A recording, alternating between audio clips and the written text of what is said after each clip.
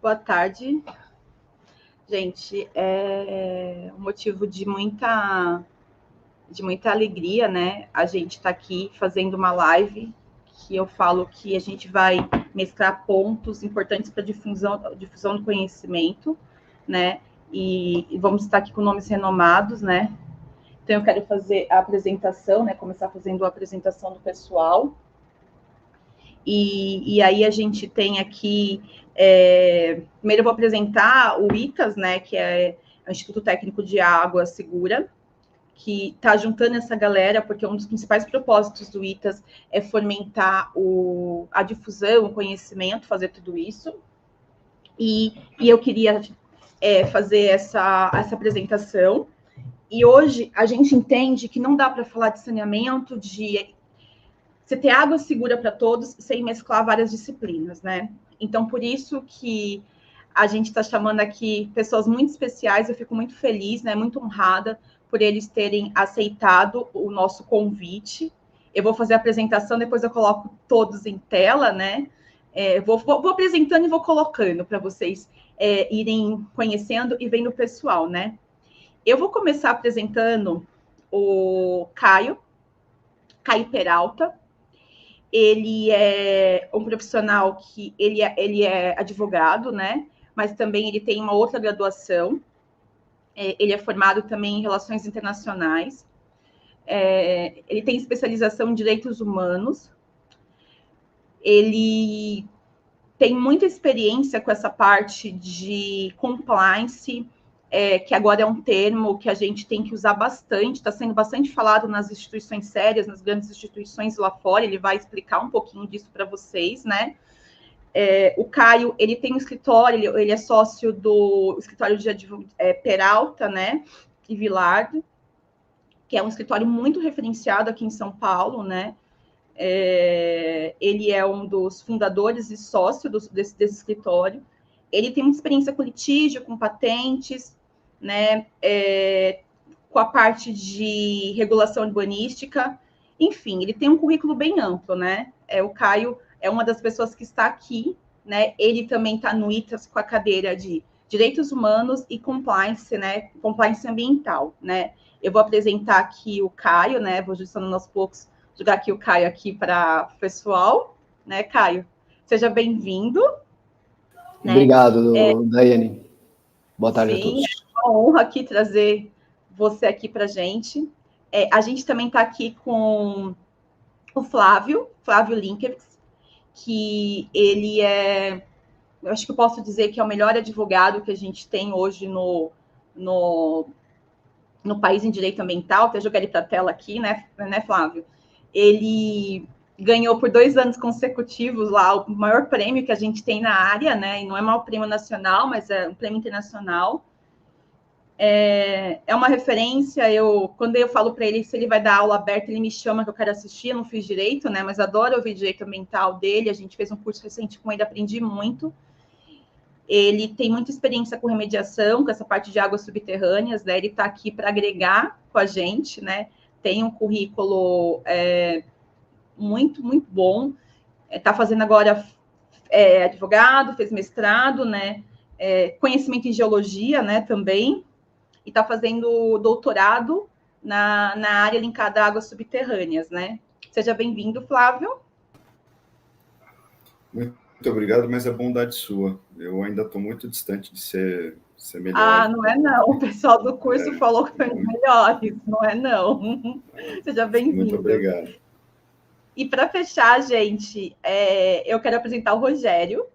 O Rogério, ele é especialista em gestão, né? Gestão organizacional, mas ele também é biólogo, especialista nessa parte de microbiologia. Eu conversando com ele uma vez, a gente estava conversando sobre toxicidade, sobre uns assuntos assim, que eu falei, puxa vida, e você vê que ele domina, mas ele tem uma paixão, né, pelo ISG.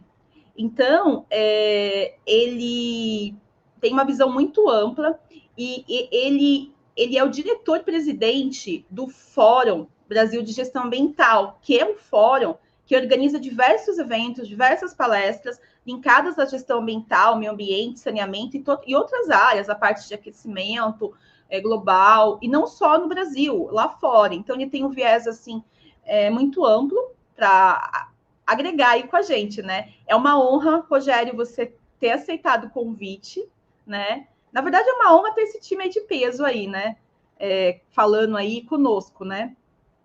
Eu queria agradecer vocês.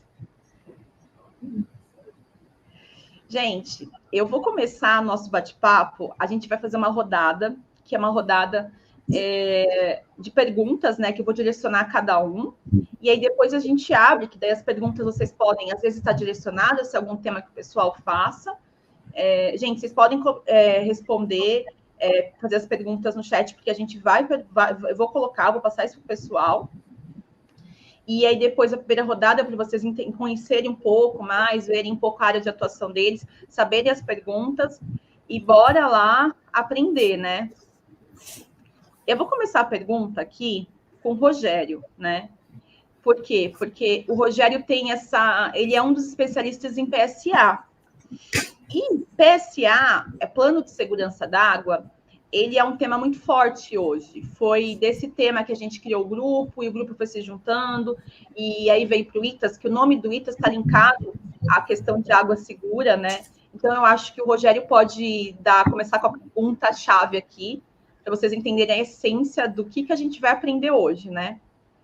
A pergunta que eu tenho para o Rogério é a seguinte. Rogério, falamos muito em PSA, né? Plano de Segurança da Água. Tem até normativa da ABNT, né, que é a 17080 de 2023, sobre o tema. Mas queria que falasse a relação do PSA com o ODS 6, já que a Agenda 2030 é um tema que está em alta. E como se aplica o PSA às diversas cidades e comunidades que ainda não têm saneamento básico e nem acesso à água potável? A pergunta complexa, né? Mas bora aprender, né? Fica à vontade, Rogério. Tá bom. Bom, antes de mais nada, Daiane aí, agradeço aí a oportunidade de estar com vocês aqui, compartilhando um pouquinho do meu conhecimento, mas também aprendendo aí com os demais especialistas aí e abordando um tema tão caro a todos nós, né? Que é essa questão do acesso à água potável, acesso ao saneamento, né? Você menciona a ODS 6, né, que é aquela ODS da Agenda 2030 da ONU, das 17 ODSs, que então, que reza que a gente tem que ter o acesso, né, à água potável, ao saneamento. Mas a gente nunca pode perder de vista que essas 17 ODSs, elas estão totalmente interligadas, né? Não dá para pensar em uma ODS de forma isolada. Então, penso o seguinte, a gente está com o Caio Peralta aqui, né? Nosso colega aqui, muito ativo, muito atuante na área de recursos humanos. Vale lembrar que não adianta eu ter a água, assim, potável, né? Ou água para consumo humano disponível, se eu não der acesso, por exemplo, à população a essa água, porque eu não tenho, por exemplo, um emprego digno. Ou seja, a água existe, ela está lá, mas eu não acesso essa água porque o meu salário não permite que eu tenha acesso a essa água. Olha só, né? Então, isso é algo, inclusive, que é garantido por resolução da ONU, na verdade, um direito humano fundamental, e isso a gente tem uma resolução, se não me engano, de 2010, depois acho que talvez o Caio saiba melhor falar o nome da resolução, mas, enfim, esse acesso a saneamento e água potável é um direito humano, ok?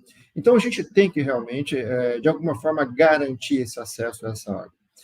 O Brasil é um país em vias de desenvolvimento, embora hoje entre as 10 maiores economias do mundo, é um país ainda muito desigual. E essa distribuição dessa água, ou desses serviços de saneamento, ele não é nem um pouquinho, então, equilibrado em todas as regiões do país. O que acaba acontecendo com isso é que a gente tem estados aí falando, né, de norma BNT 17080, como é que se elabora um plano de segurança da água para você ter acesso à água segura. Isso é realidade, gente, para poucas regiões do país, infelizmente. E eu estou falando do estado de São Paulo, onde a gente tem vários municípios no interior do estado de São Paulo, que é o estado mais rico do país, aonde a água que está sendo distribuída à população, a gente ainda não consegue garantir a qualidade dela, né? Então, a gente vai perceber, né, que o tema, né, a gente falar de Agenda 2030, de metas tão ambiciosas, né, estamos falando aqui de mudanças climáticas e etc., essas coisas elas são muito imbricadas. Então, a gente tem um fórum, né, como, por exemplo, o ITAS, que é o Instituto, né, Técnico, que está tratando, né, de como garantir essa água segura à população em um país onde muita gente nem tem acesso à água, né? Então, acho que esse é um aspecto muito importante que a gente sempre tem que estar lembrando. Existe aí uma questão, obviamente, aí, política, mas mais do que política, uma questão econômica envolvida nisso, né? Então, a gente olha lá o nosso ESG, né, o ISD, quer dizer que a gente está falando de meio ambiente, né, a gente está falando de social e está falando de governança. Isso aí é um nominho bonitinho, né, que o pessoal cria essas novas terminologias, que a BlackRock, que é um grande fundo de investimento, levanta essa bandeira, mas que não é a realidade para a maior parte da população, né? E vamos restringir aqui ao Brasil, eu não quero falar de situações em outras partes do planeta hoje. Aqui no nosso país, esse ESG é algo que a gente tem que ter um pouquinho mais de atenção. O bom e velho triple bottom line da sustentabilidade, onde antes, né, esse que a gente chama de governança, hoje era talvez o econômico, né? A gente sempre soube, tá, que o que mantém o tripé da sustentabilidade em pé é justamente esse alicerce econômico. O social e o ambiental, ele só é possível se a gente estiver bem calcado, bem alicerçado nesse alicerce econômico. O que move a decisão de empresários, de políticos, de quem está na posição de decisão, realmente, é esse fator econômico.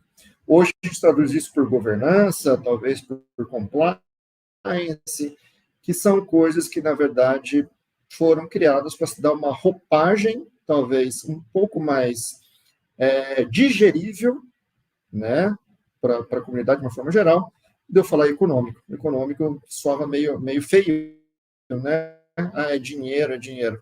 Gente, não adianta. Sem o econômico, não vai parar em pé. Eu não tenho como preservar, enfim, uma água de qualidade, um manancial, eu não tenho como pensar em nada disso se eu não tiver realmente uma sustentação, um financiamento disso de alguma forma, né? Então, acho que esse é uma primeira consideração que eu gostaria de fazer, né? Eu só falar um pouquinho do Rogério, né? Eu sou biólogo por formação, eu já tenho uma certa idade, eu sou o famoso poeta do meio ambiente, né? Quer dizer, eu tive na Eco 92, né? Pouca gente, não sei se vai ter alguém lá que vai estar na live que vai dizer que teve lá também, mas em 92 eu tive lá no Rio de Janeiro, ainda como estudante de biologia, né? E desde então eu me envolvi com essa temática, com essa questão, e adotei isso aí como propósito. É um pouquinho da minha missão. Eu acho que todos nós temos que ter, né, essa preocupação com a nossa casa, né? O planeta é um só, e tudo que a gente faz aqui vai ter reflexo em outro lugar, a gente sabe disso. Então, ao puxar a descarga de casa, eu sei que tem alguém mais para baixo no rio que vai estar bebendo aquela água. Então, isso é uma coisa que a gente tem que pensar todo dia, né? Nesse uso racional da água, de como a gente está usando esse recurso tão escasso, tão caro para a vida, né? E que a gente não está sabendo fazer a gestão dele de uma forma adequada, né? Não precisa nem falar aqui, né? O pessoal de água que está aqui no grupo sabe, né? Quer dizer, embora, né, 70% da superfície da Terra seja coberta por água, a gente sabe, né? 3% é água doce, menos de 1% é considerada própria para consumo humano. E, na verdade, esse 1% é aquele que a gente está sujando, né? Então, olha a loucura, né? A gente suja a própria água que a gente está bebendo, então, realmente, é algo que a gente tem que pensar, né? Mas, desculpa, essas minhas considerações iniciais aqui, Imagina, deixar os colegas falarem um pouquinho também. Antes de eu fazer a próxima pergunta, né, o Flávio ou o Caio quer fazer algum comentário, né, porque foi amplo aí, eu gostei muito da forma que ele explanou, né, vocês querem agregar alguma coisa a essa pergunta? Enfim. Eu chancelo o que o Rogério falou. Eu acho que é isso. Eu acredito efetivamente nessa questão em relação ao tripé de sustentabilidade. Ele está muito bem baseado, lastreado na questão financeira, né? Sem o aspecto econômico, acho que o restante, não sei o que aconteceria, né? Não vou querer prever nada e cometer, de repente, uma imprecisão em falar que seria assim ou seria assado, mas que seria complicado, isso seria, né? E eu só acrescento, eu acho que nós não estamos contaminando o 1% que seria consumível, né? Que seria o possível de utilizar. Na verdade, acho que nós estamos contaminando o 100%. Né? A gente está contaminando também o que não se consome, né? A gente também de maneira irrestrita, né? Acaba contaminando tudo.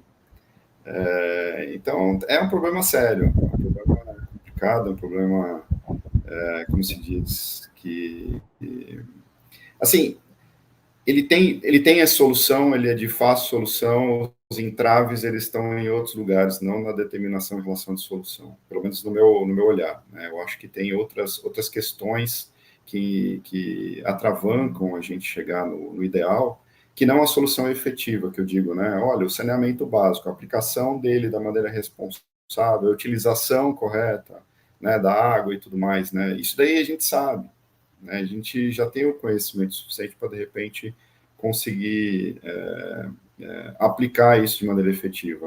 Mas tem outras questões que acabam atravancando isso, né? Então, acho que seria a minha contribuição aqui. Daiane, se puder complementar, né, o Rogério mencionou a resolução da Assembleia Geral das Nações Unidas, né, é a resolução 68/157, né, aprovada em 18 de dezembro de 2013, né, que vai falar com todo o respeito, né, falar o óbvio, né, que a garantia do direito humano, né, e ela começa assim, né, ela faz as considerações dela, né, e ela vem e reafirma, né, o reconhecimento do direito à água potável segura, né, e ao saneamento básico. E também, né, eu não estive na Eco 92, infelizmente, né, mas já tinha nascido, né, porque de repente na live pode ter pessoas que nem nascidas eram, né, e é interessante recuperar. Eu tinha, por coincidência, né, recuperado esse dado, né, no item, quando você vai falar da ODS, né, no capítulo 3, ele tem lá, né, eu tenho só a versão em inglês, vou procurar fazer uma tradução rápida, né, que é prover aos pobres, né, ele usa provide the poor, com acesso à água fresca e saneamento. E em 2000, com a declaração do milênio, né, no item 23, ele vai falar justamente sobre parar a exploração não sustentável da água, né? Essa declaração do milênio também é aprovada nas Nações Unidas. Mas a minha contribuição era apenas uma pincelada aí, perto do que o Rogério já aportou e do Flávio também. Não, foi muito boa, né? E já está escrito, né? Foi o que ele falou, né? A gente está voltando ao assunto que já está sendo martelado há muito tempo atrás, né? E é triste a gente estar voltando, ainda tá, pessoal, presta atenção nisso, né? Eu vou fazer uma outra pergunta para você mesmo, Caio. Eu acho para agregar, pessoal, a pergunta é a seguinte, né? Explique de forma geral o que é o compliance, porque estamos ouvindo muito falar, né? Muita gente não sabe o que é e qual que é a importância. Por que eu fui colocar numa live sobre direito ambiental, o ESG, o PSA, o compliance? O que tem a ver isso, né? Então, que explique de forma geral o que é o compliance, que é o compliance ambiental, né? E a relação disso com a cultura organizacional das empresas de saneamento, né? Se há uma relação, né? E qual que é? Aí, porque o pessoal vai conseguir ter essa visão geral desse tema que está tão falado e pouco conhecido. Fica à vontade aí com você, Caio. Perfeito.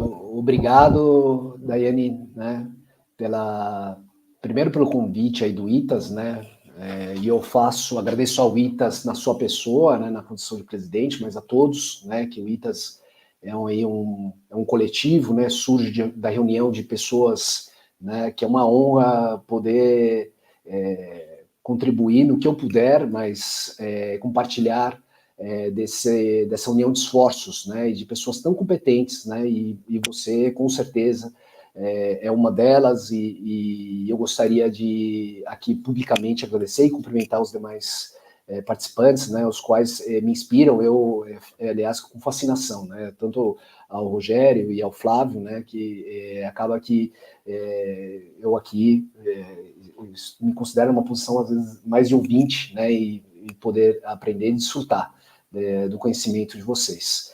E também celebrar o advento do ITAS, né? O ITAS, nesse contexto da fala do Rogério, né? O Rogério já muito bem já antecipou isso, vem justamente nessa toada, né?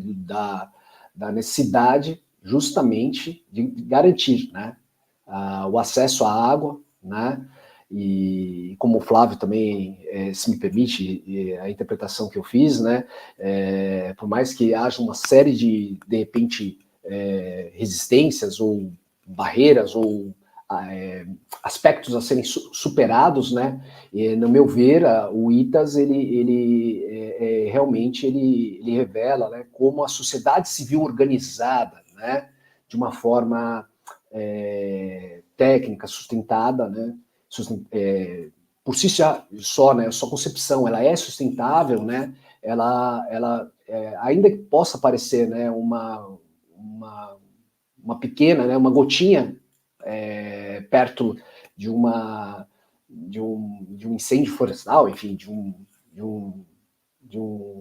um mar, enfim, é uma pequena contribuição, ela é importante, né?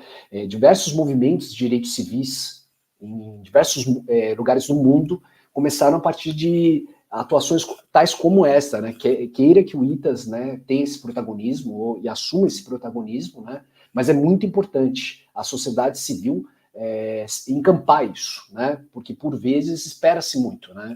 É uma autocrítica, né, que eu faço até como brasileiro nato, né, de que espera-se muito, né? Espera-se daquele, espera-se às vezes não somente do Estado ou de um político, de um salvador, né? Tinha o Salvador da Pátria, né? Uma novela, também revela a idade isso, né? Não sou da Eco 92, mas revela a idade. E espera-se muito, né? Então, é isso, celebrar, né? E aí, né, Daiane, partindo para isso, é oportuno, né, trazer, por que trazer compliance? O que é, né, de fato, esse termo, né? Na minha maneira de ver, e até dentro da fala tanto do Rogério inicial e a do Flávio, né, não há como desconsiderar hoje o papel econômico, né, o papel do poder econômico das empresas e a importância disso. Esperar que somente o Estado que deficitário, né, possa promover determinadas soluções, não confere, na minha maneira de ver, né, a despeito de ser importante a participação dele, ser vital para que assegure de acordo com balizas democráticas e outras, né, revela-se insuficiente. Mas o que é compliance? Então, o compliance ele é um programa, né, ele é um mecanismo, né, que é implementado, né, e implementado nas empresas, né? Mas ele não significa simplesmente cumprimento normativo tão apenas, né? Ah, não, é cumprir com as leis. Compliance é cumprir com as leis, cara. É cumprir com o que há. Ela não é apenas isso, né? Então, né? Por vezes ele é correlacionado com compliance criminal. Ah, não, é para evitar crimes, né? E não raramente você vê associado compliance, às vezes com advogados ou às vezes com um advogado criminalista, né? O compliance, em muitos lugares, ele é executado, às vezes, não necessariamente por um profissional do direito, né? Porque ele tem uma visão justamente com a sua pergunta, né, Daiane, que é a questão da cultura organizacional, né? Que tem correlação com como a organização, como a empresa se estrutura, né? Então, o compliance, ele é um programa, né, de procedimentos, protocolos, né?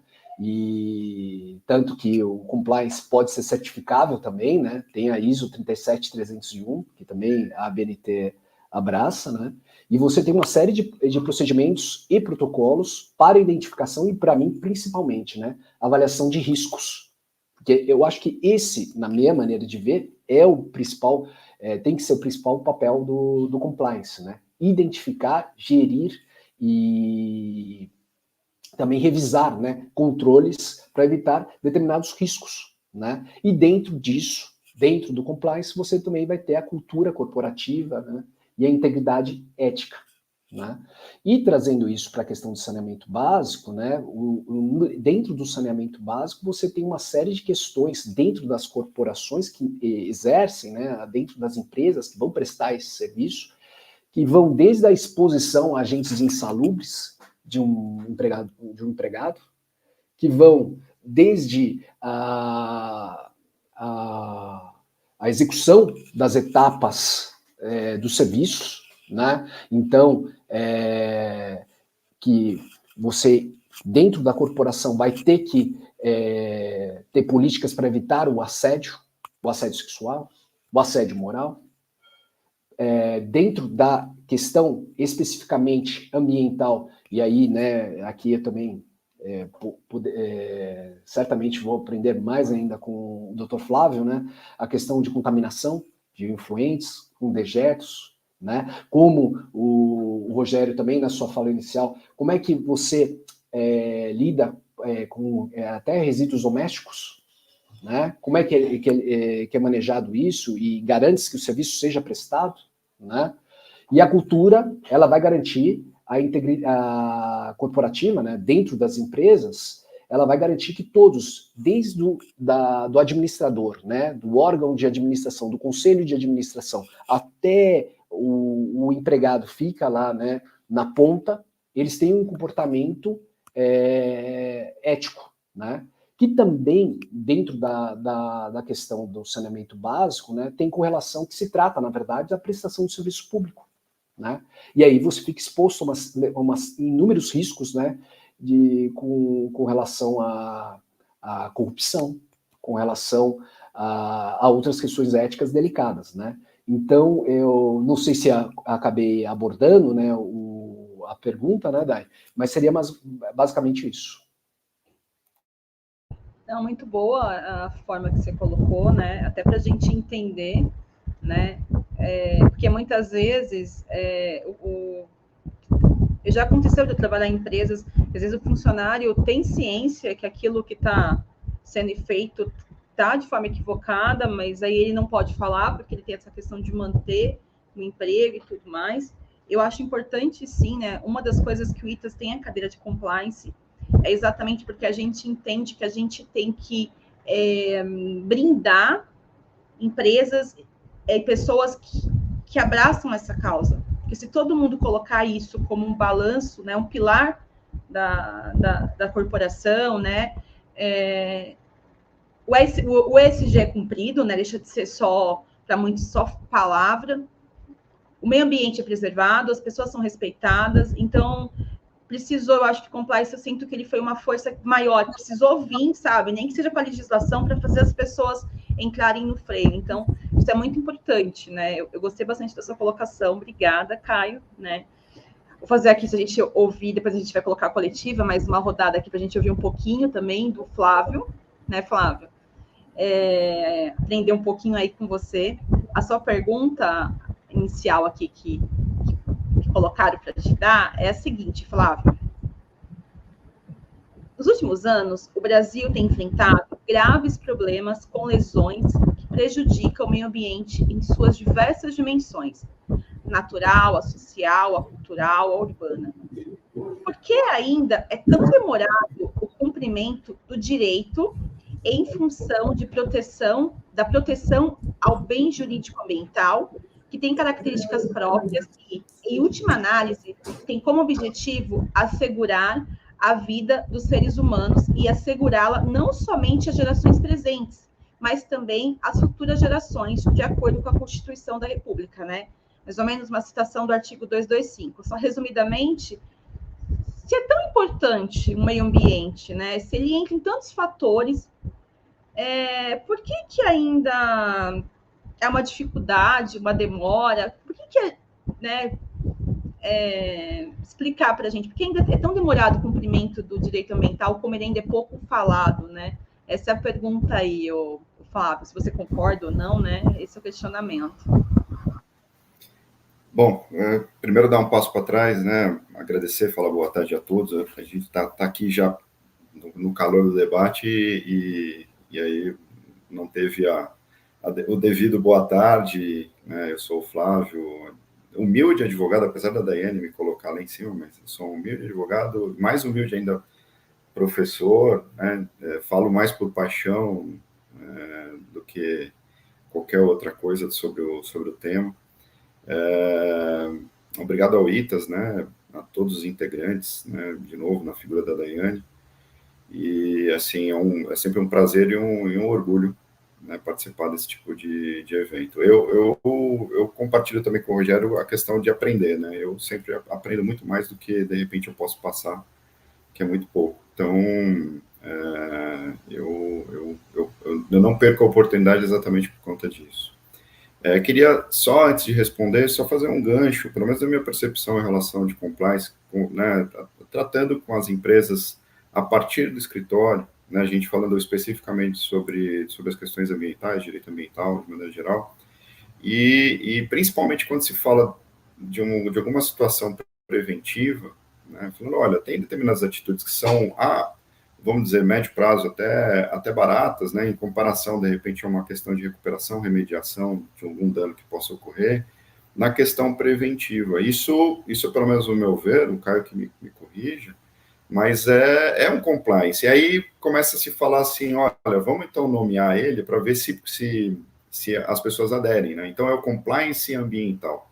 Eu acho que o compliance, pelo que o Caio explicou, ele é muito mais amplo, né? Ele abrange muito mais coisas e o ambiental está dentro, né? Mas aí você tentar passar para aquele profissional, falando, olha, questões até preventivas, questões do dia a dia, né? Uma contratação, uma coisa que é um desafio do SG, né? As cadeias de fornecedores, né? Essa visão, essa planificação em relação de que forma o relacionamento com o fornecedor do ponto de vista ambiental, né? A gente já teve casos aqui no escritório que falou, olha, você minimamente visitou esse fornecedor, as instalações dele, né, a estrutura que ele tem para a prestação daquele serviço, mesmo para a venda daquele produto, fez uma pesquisa um pouco mais extensa. Eu não estou falando de algo muito, vamos dizer, elaborado, né, uma coisa simples, e visitar, e tomar um café lá na instalação e falar, gostaria de conhecer seu pátio.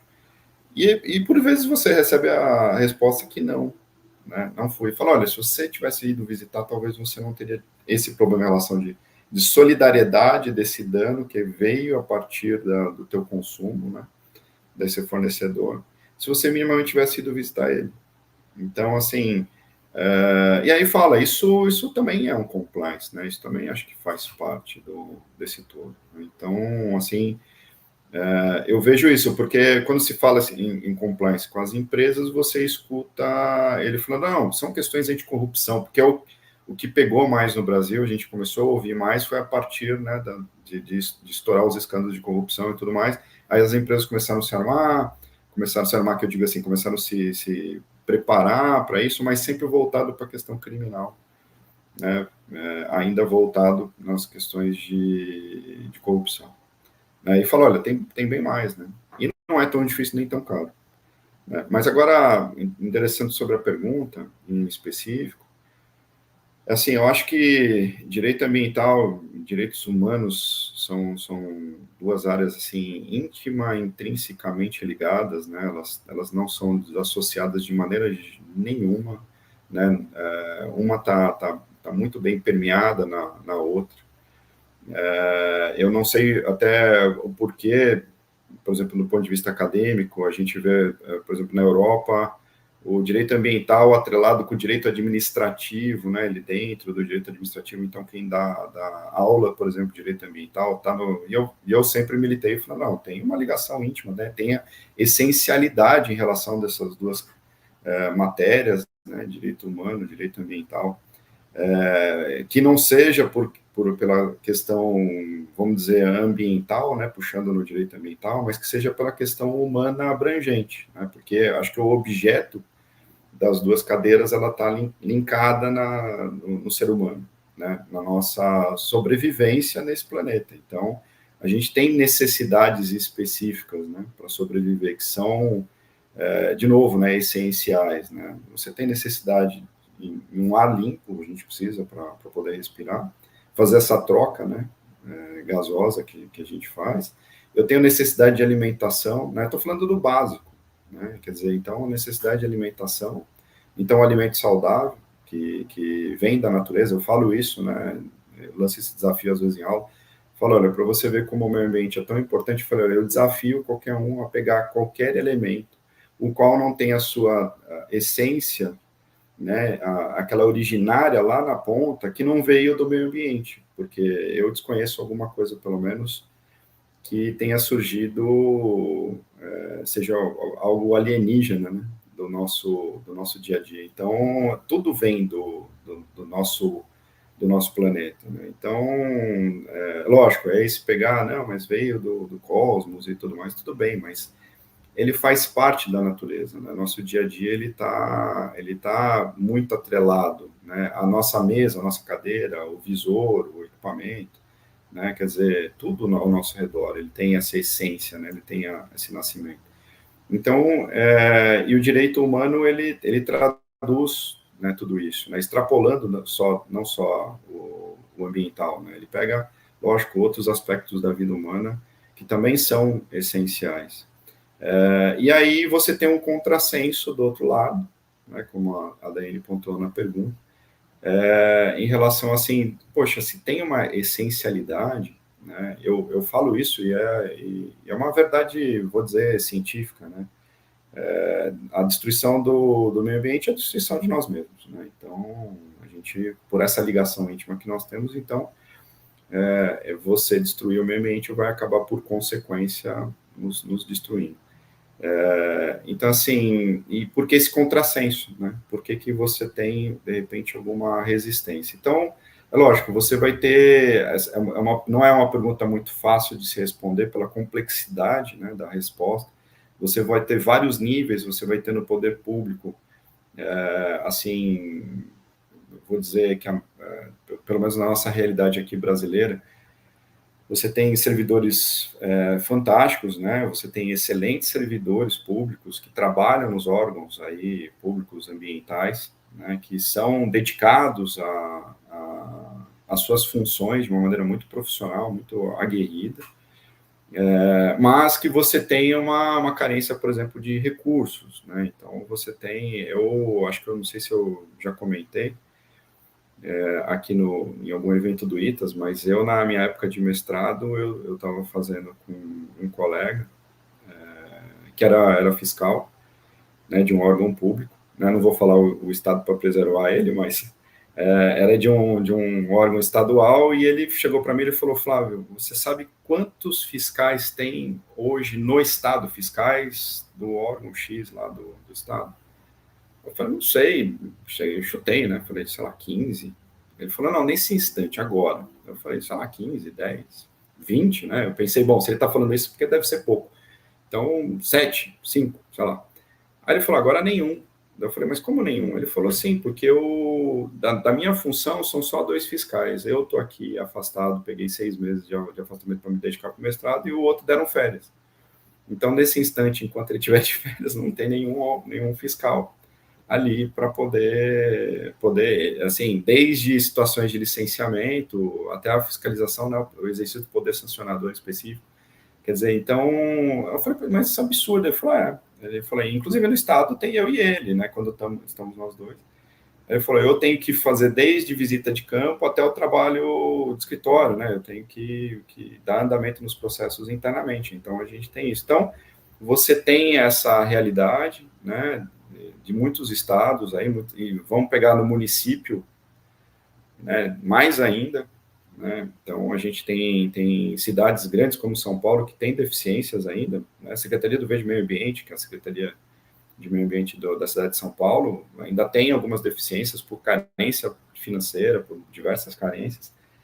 Como você tem resistências que talvez sejam consequência dessa deficiência do poder público no setor privado, de visualização efetivamente de importância em relação a esse tipo de aspecto, né? Que você vê, poxa, era facilmente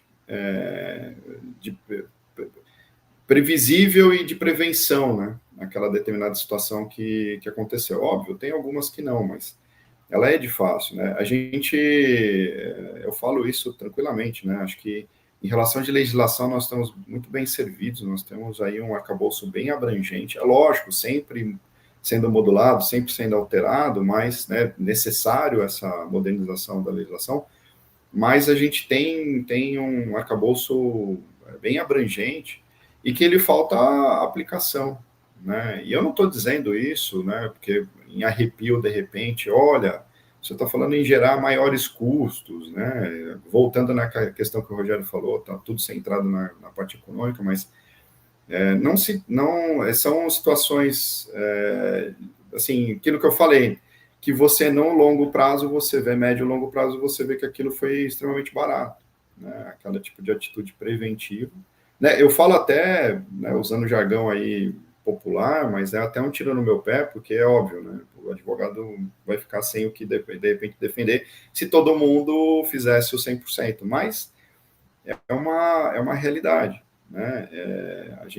O advogado também serve para essas questões de prevenção, né? O compliance, acho que é a materialização disso, né? Então, eu acho que é isso, né?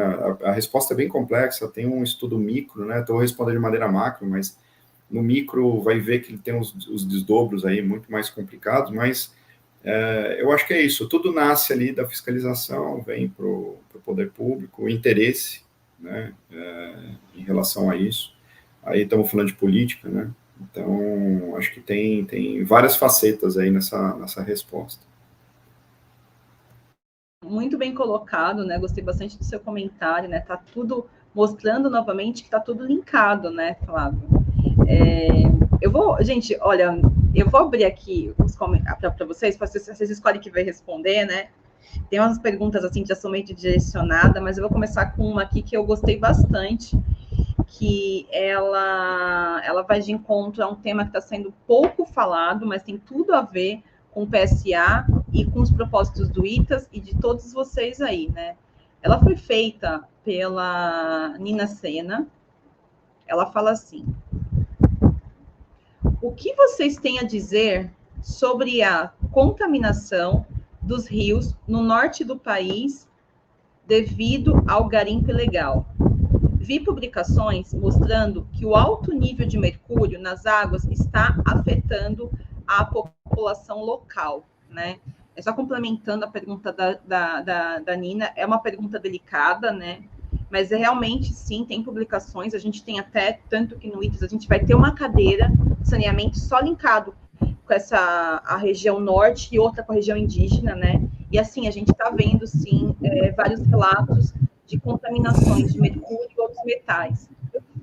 E a pergunta dela, né, ela entende que está linkado a isso, eu acredito, né, também que esteja, né, tanto ao PSA, quanto ao compliance, né, a questão da ilegalidade, ao direito ambiental. O que vocês têm a falar? Acho que se quiser cada um complementar, é um tema complexo, mas importante para a realidade do nosso país, né? Então, quem quiser começar, vocês ficam à vontade aí. Posso começar? Pode, Rogério. Bom, eu queria só aproveitar aqui porque é só um gancho, né, do Caio, né? Quando a gente fala de compliance, tem uma definição de compliance que eu vi uma vez e que eu carrego comigo, né? É mais ou menos isso. O que é certo, mesmo que ninguém esteja fazendo, e o errado é errado, tá? Mesmo que a gente esteja sendo enganado, ou todos estejam sendo enganados por ele, tá? É óbvio que existe uma questão aí, que existe a questão da cultura organizacional, de fato. Eu tenho meus protocolos internos, eu tenho meus guias de conduta, meus procedimentos da minha empresa, mas existe algo comum, né? Então, esse compliance não é nada mais nada menos do que fazer as coisas certas pelo motivo certo. E numa empresa séria, né, nos seus procedimentos, nos seus protocolos internos, ela está fazendo as coisas certas, né? Então, acho que garantir que as coisas certas estejam sendo feitas, acho que é fundamental, tá?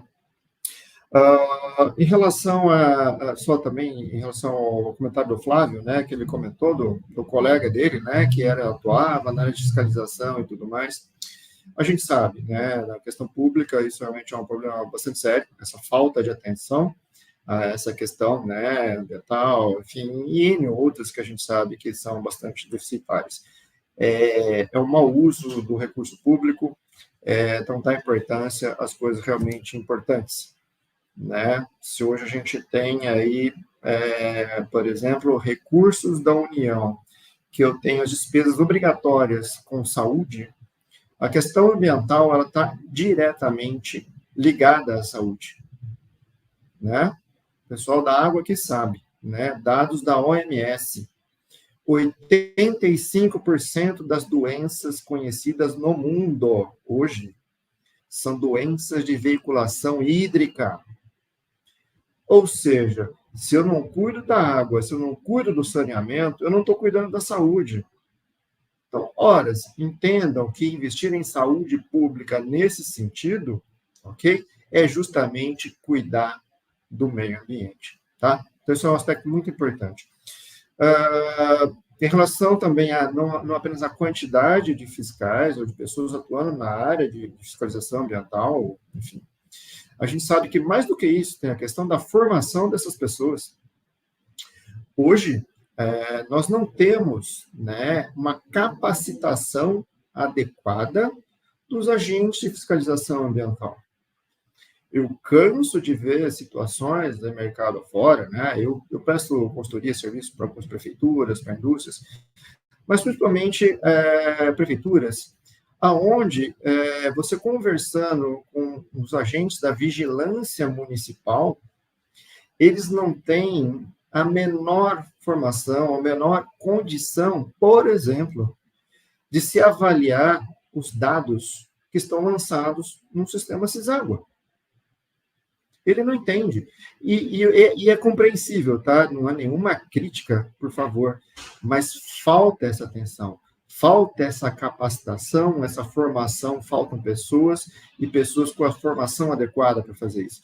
Não vou querer que um agente de fiscalização de uma vigilância sanitária de uma cidade do interior, de qualquer cidade, que tem um agente de fiscalização, que tem que fazer o quê? Ele tem que cuidar se o lixo hospitalar está sendo descartado de forma adequada. Ele tem que ver se a padaria está fazendo controle de praga, se tem rato na padaria. Gente, é tanta atribuição que é dada a um agente de fiscalização sanitária, como é que eu vou exigir dele que ele saiba interpretar um relatório de análise, onde estou falando de valor máximo permissível, limite de quantificação, que é diferente do limite de detecção, né? Para poder saber se a água de uma determinada cidade está boa ou ruim. E eu acho que isso ficou muito evidente, né, uns 2 anos atrás, quando foi publicado aquele mapa da água, né? Acho que boa parte de vocês teve acesso a ele, que é o Repórter Brasil lá, né? O pessoal publicou, né, uma matéria que todo mundo ficou, como assim?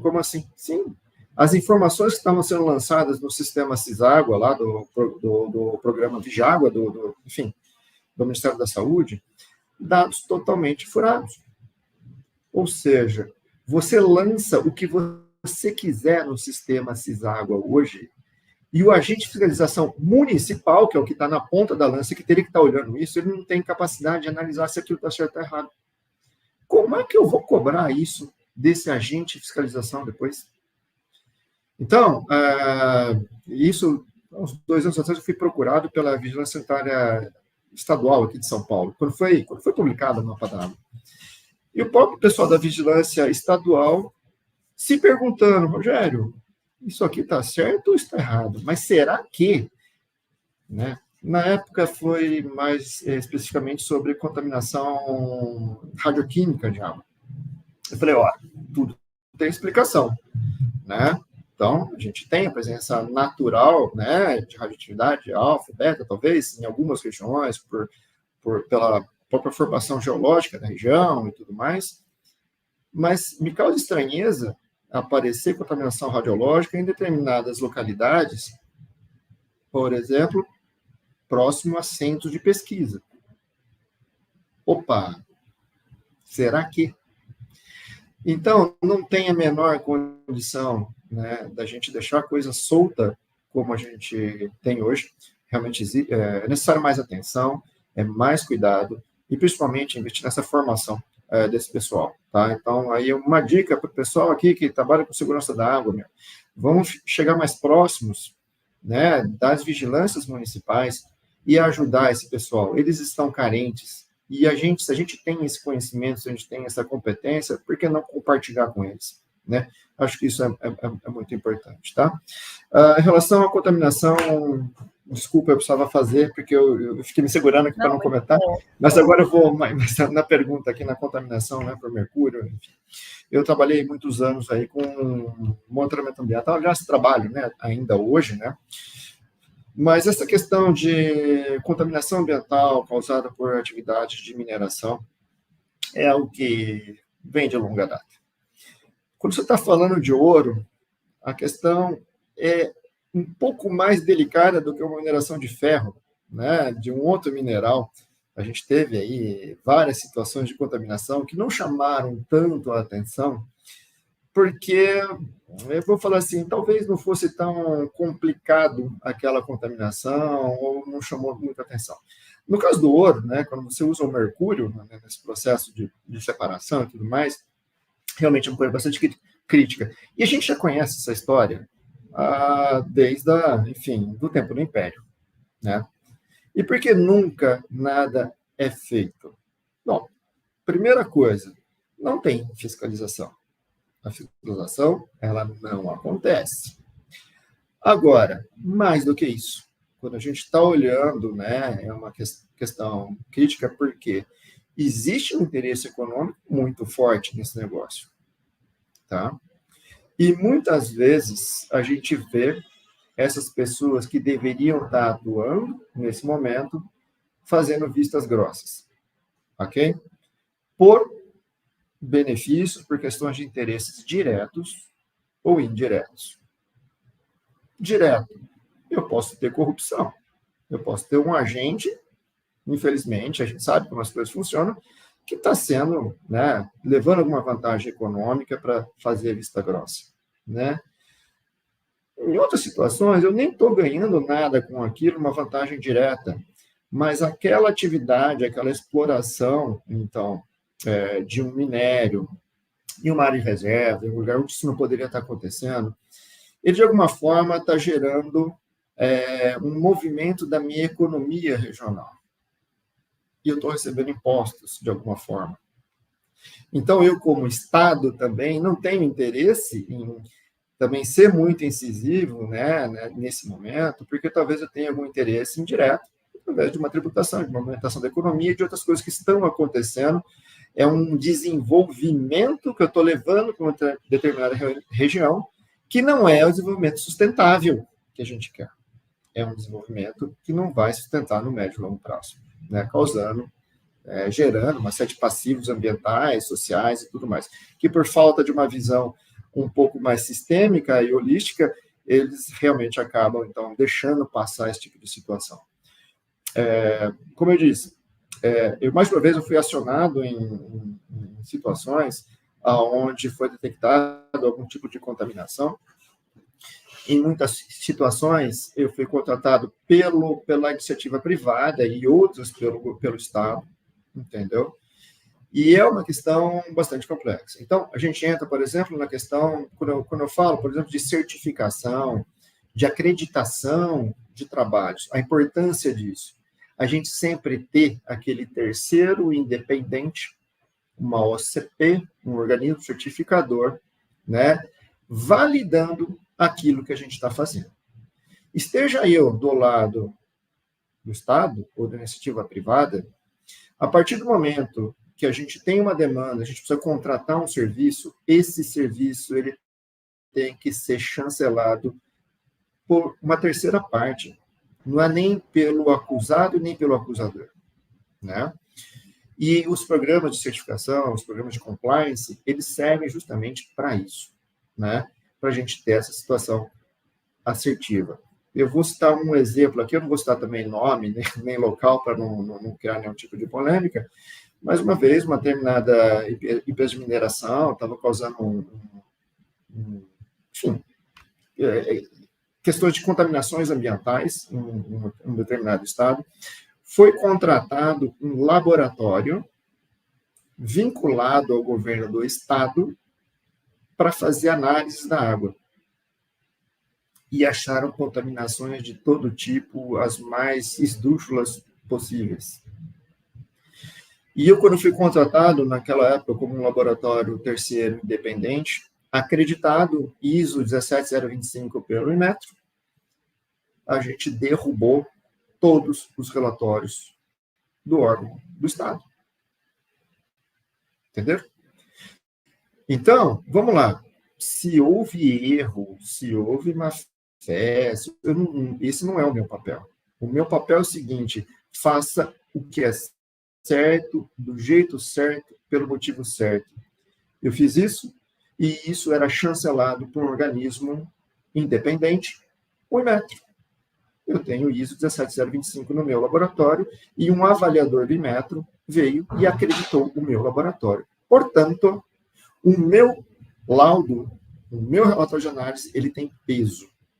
Agora, um relatório feito no laboratório de uma instituição ligada ao governo do Estado, a uma universidade, que sabe-se lá se usaram metodologias adequadas, se o padrão estava vencido ou não, se a mão de obra estava qualificada, a gente não tem como garantir isso. Ou seja, você quer trabalhar nisso aqui?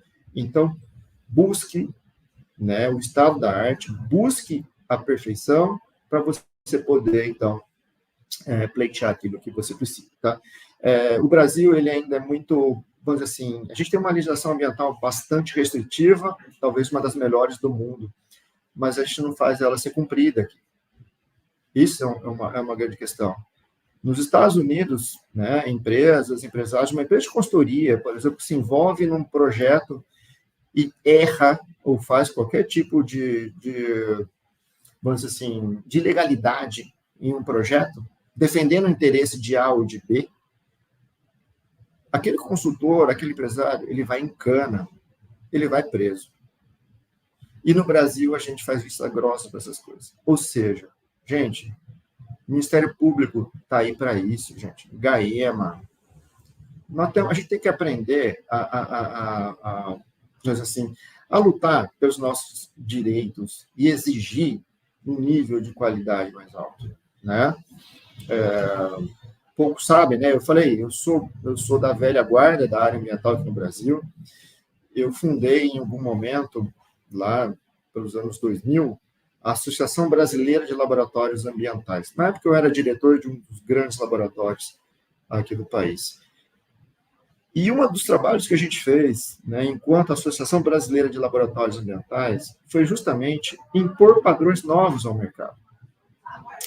Foi muito em função do trabalho dessa entidade, dessa associação, que nós tivemos a publicação da SMA 17 no estado de São Paulo, aonde Um laudo de análise ambiental, ele só era aceito pelo órgão de fiscalização, no programa de automonitoramento, se o laboratório fosse acreditado em ISO 17025 por metro. Hoje, ninguém mais aceita, todo mundo já sabe. Qualquer laboratório hoje tem que ter ISO 17025 para o laudo ser aceito, senão eu vou ignorar o seu resultado de análise. Entendeu? Então, é isso, gente. Eu acho que é uma questão complexa isso, realmente, é a questão da fiscalização, pelas mazelas todos do nosso país, pela falta de conhecimento, pela falta de interesse, né, deficiência de políticas públicas, mas nós estamos aí, né? O ITAS, eu acho que é um instituto que tem essa missão, ela está aí para fazer esse trabalho. Estou vendo um comentário aqui do Fórum de Gestão Ambiental, né, do qual eu sou presidente, meu pessoal está assistindo lá a live também. Mas é isso, é uma missão, é um trabalho que a gente está fazendo. No Fórum de Gestão Ambiental, a gente está fazendo essa provocação o tempo todo. Tá? Então, é isso, realmente a gente puxar essa fila, impor um novo padrão, que afinal de contas é um planeta só, é uma água só que a gente está bebendo. Então, vamos lutar por isso. É o nosso legado, é isso que a gente tem que deixar, tá? Sim, né? Eu quero até ver se vocês querem complementar, porque daí eu já veio uma outra pergunta que eu acho que já foi bem ampla a sua resposta, e daí vai dar aquela puxada para o compliance, explicando exatamente essas falas suas referente à citação que ela colocou. Você tem algum comentário para fazer, Flávio, Caio? Acho que foi... Eu assim, só muito rapidamente, né, o Rogério falou, tem essa questão de falta de capacitação do servidor, né, do fiscal, do integrante ali do órgão, do ponto de vista técnico, né, e aí, recentemente, ali, conversando com o Rafael, que é o procurador-chefe ali da CETESB, a gente trocando uma ideia em relação de determinadas situações que acontecem, né, no dia a dia. Imagina, o servidor, óbvio, ele tem essa questão técnica que ele precisa observar, ele está lá para efetivamente ver se está sendo aplicado, se está sendo colocado em prática aquela situação, mas ele está elencado, né, na questão jurídica. Então, o fiscal, necessariamente, ele precisa conhecer a legislação, precisa saber, ele precisa ter minimamente conhecimento até para, de repente, a laboratória de um auto, ele tem uma formalidade que tem que ser cumprida, até por uma questão de legalidade constitucional, né, o princípio de legalidade constitucional lá do artigo 37. Então, ele precisa observar estritamente a lei. E a gente conversando e falando, olha, ele até deu uma ideia, ele falou, o que você acha da gente colocar, né, um ofício em relação a isso, eu pontualmente ajudo ele em algumas construções ali, e aí o que você acha de colocar isso? Eu falei, olha, isso já existe, tá aí na IT 39. Pô, então eu não tive essa ideia, eu falei, não, isso daí já existe há um tempão, só que ninguém aplica, né, e aí o final da questão, inclusive, né, da normativa ali, estava lá relacionado que, na dúvida, o servidor poderá consultar o jurídico. Eu falei, esse poderá me incomodou. Eu acho que ele deverá, né? Quer dizer, então, na dúvida, ele obrigatoriamente ele tem que consultar, né? Poderá, né? Então, é isso. É mais ampla essa falta de capacitação, né? Não é só no ponto de vista técnico, que obrigatoriamente deveria. É também no jurídico, porque ele está lá para aplicar, né, a legislação. Então... aí vem, lógico, né, vem questões lá em relação à estratégia anulatória, que você vai lá e quebra, olha, ele é viciado por causa disso, né, então, se ao observar de maneira regimental, de maneira bem colocada, você faz cumprir, né, então aí é a certeza da punibilidade, né, então acho que isso também é um bom, aí, como se diz, elemento ali para poder coagir a prática responsável. Sim. Caio. Posso só fazer, se possível, uma pequena contribuição aqui? É interessante refletir, né, sobre a pergunta, porque as mazelas da fiscalização bem expostas, né, pelo Rogério, pelo Flávio, né, ela acaba tornando mais difícil, né, mais raro, que um auto de infração seja bem lavrado, que contemple uma questão técnica essencial para você abordar se de fato houve ou não uma contaminação. Isso tem correlação com a falta, né, de servidores, falta de capacitação. Eu tive um pouco de experiência aí, né, por ter sido, enfim, procurador do município de Carapicuíba, e eu via os agentes de vigilância sanitária lá, Rogério. Então, são servidores comprometidos, gente que, enfim, você percebe que tem boa vontade, mas falta esse conhecimento técnico, né? E com relação à pergunta específica, eu acho que uma abordagem diante esses entraves fiscalizatórios, né, que inclusive, né, deixar que o Brasil, ele é bi, né, por 2 vezes foi condenado na Corte Interamericana de Direitos Humanos por questões afetas justamente à ausência de capacidade de regulação em situações de exploração da atividade econômica, né? Primeiro, no caso famoso, né, Fazenda Verde, né, a Senda Verde, que são quando são surpreendidos uma série de pessoas em condições análogas à escravidão, né?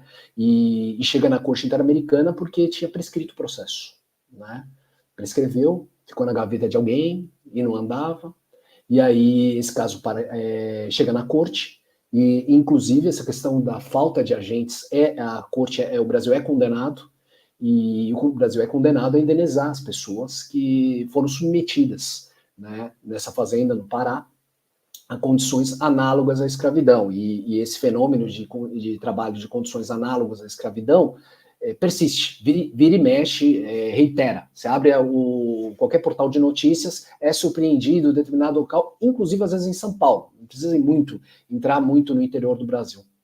E também em outro caso, né, da fábrica de fogos em Santo Antônio, na Bahia, chega também, porque não parece, mas é uma das cidades, né, inclusive do mundo, que mais produz fogos de artifício, né, um município no interior da Bahia, né, e aí há uma explosão lá, e aí vão descobrir, né, que tinham lá uma série de mulheres, crianças, né, trabalhando num galpão, sem condições nenhuma. E como é que aquilo estava funcionando? Aí descobriram que o Exército tinha dado concessão, que o município não aparecia para fiscalizar. E como é que isso tudo foi feito, né? E aí, endereçando a pergunta, e já encerrando essa breve participação, talvez, né, e aí sim, compliance, que é a questão da cadeia de suprimentos, né? Quando você vai na cadeia de suprimentos, quer dizer, esse ouro hoje garimpado ilegalmente, onde é que ele está sendo vendido? E aí lá na frente, seja em qualquer mercado, a partir dos órgãos aí, né? Vai acabar na fiscalização, né? Pegar o ouro ilegal, mas às vezes a própria sociedade civil, né? Acaba, porque esse ouro às vezes não fica no Brasil, né? Ele acaba entrando no mercado internacional, né? Mas eu acho que pouco a pouco a pressão internacional, né, e eu citei 2 casos da Corte Interamericana, essa questão da cadeia de suprimentos e a responsabilidade, que isso tem sido levado, né, responsabilidade civil e às vezes até criminal fora do país, né, e eu acho que a saída pode estar por aí, né, mas sinto muito, né, se for devido, né, como bem o Rogério falou, tem uma série de razões, né, motivos, né, muito antigo essa questão de contaminação aí, mas pode ser por aí. Obrigado. Muito boa, Caio. Assim, estava até falando assim, eu falo que arrepiei, né? Porque uma das ideias do ITAS é a gente trazer um pouco desse lado do direito humano, né? Que é a base, a gente parar e pensar que a gente pode fazer algo, né? Exatamente do que vocês estavam falando, tem uma pergunta que eu acho que ela vai super de acordo, Caio, porque ela fala assim, ó, o pessoal entender a importância. Por que a gente está batendo na tecla do compliance? Por que o ITAS tem uma cadeira de compliance ambiental? Por que ele é importante? E a gente quer que as empresas coloquem isso na cabeça, né? A pergunta é assim, o Gabriel Manso, ele fala assim, se o compliance é de extrema importância na área da ética corporativa, por que ainda é muito pouco falado nas empresas de saneamento? Elas não deveriam demandar mais atenção a ele? Já que essa prática se apresenta como um instrumento que demonstra a preocupação da empresa, não só com aspectos sociais, ambientais e econômicos, mas também com a transparência e a sua imagem perante o público. Eu acho que cola aí tudo que o Rogério foi falando, e aí você fazer esse link aí que é necessário para o pessoal entender, que sair com um tema aí na cabeça. Sim. Agradecer pela pergunta, né, Daiane, e dizer, né, ao Gabriel que tem muito paper compliance também, né, ou compliance maquiagem, que eles falam em espanhol, né, que pega lá um montão de documentos, não, a gente tem compliance aqui, aí o cara abre uma caixa, né, você parece, não, eu tenho aqui, ó, e aí às vezes quando assina lá, tem um consentimento, né, que o trabalhador, quando ele ingressa na empresa, tal, mas não há uma cultura, né, porque essa questão da ética corporativa, né, ela faz parte de treinamentos e quando você se debruça sobre o tema, né, hoje eu sou membro da Associação Espanhola de Compliance, certificado aqui na Espanha e também para atuação em outros países também, né, quando você estuda e se debruça sobre o tema, você percebe, eles usam uma expressão em inglês, tone from the top, né, que o exemplo vem de cima.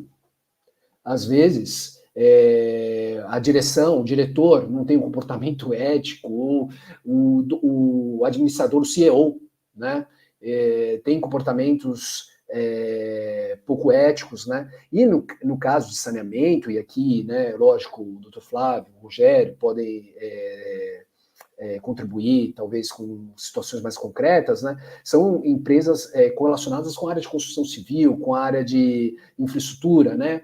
E por vezes, essa cultura falta, porque é algo muito antigo, e talvez essa cultura do trabalho, não, vai lá e faz, apoie, e usa-se, às vezes, até a expressão peão, né, para o trabalhador, é comum você ouvir, não, põe um peão lá, tem um monte de peão no canteiro lá, tal, e você, essa questão humana mesmo, né, e isso vem de cima para baixo, e a empresa, às vezes, nós temos compliance. E o compliance, e com todo o respeito, né, as opiniões, a minha opinião, pelo que eu tenho me debruçado, cada vez mais, talvez não por uma adesão do Brasil de uma forma estruturada, porque sim, o professor, né, o Dr. Fábio bem expôs, o arcabouço e o Rogério também, né, todas as leis, né, o conjunto de leis, ele é muito bom, mas e a responsabilização? Né? Será se não há uma inimputabilidade organizada, né, uma expressão do Ulrich Beck, quando vai tratar a sociedade em risco? Será se você não quer, na verdade, né, a empresa é uma organização ali de bens e pessoas para atingir uma determinada finalidade. Será se você não quer uma inimputabilidade? Não conseguir responsabilizar ninguém? Será se não interessa essa situação? E o Flávio muito bem, né, Flávio, cumprimentá-lo pela fala, quando você, no começo, a questão preventiva, né, você traz essa questão, aborda essa questão, e justamente, né, Daiane, que essa questão de atuar antes, né, ela talvez vai ser exigida porque essas empresas, elas vão ter um custo para obtenção, né? Teve um caso recente até que agricultores franceses demandaram na França, nas cortes, bancos franceses que financiavam exportação de insumos do Brasil, né? Insumos agrícolas. E aí você começa a ver que a concessão... E aí os bancos franceses na alegação falaram, muito bem, mas se eu não conceder o crédito, ele vai conseguir o crédito lá no Brasil. Quer dizer, você está me tirando uma competição de concessão de crédito. Aí você tem... em cadeia por pressão internacional, que provavelmente as instituições financeiras brasileiras vão ter que exigir uma determinada certificação ambiental, vão ter que uma postura sustentável. E o empresário tem que, na minha maneira de ver, se preocupar com esse risco, né? E esse aspecto de parecer que o greenwash, né, é muito comentado, né? As empresas querem parecer que é muito bonito hoje para você fazer marketing, dizer que é sustentável, tal, né? Mas a partir do momento que surge uma denúncia, que há algo que vai à mídia, tal, você tem um dano reputacional à imagem dessas empresas. Essas empresas, óbvio que elas tomam as medidas delas para contornar essa situação, né, seja por, enfim, mecanismos que a própria internet e de engajamento em outros assuntos e tal, mas você tem um dano, você tem um arranhão ali, né?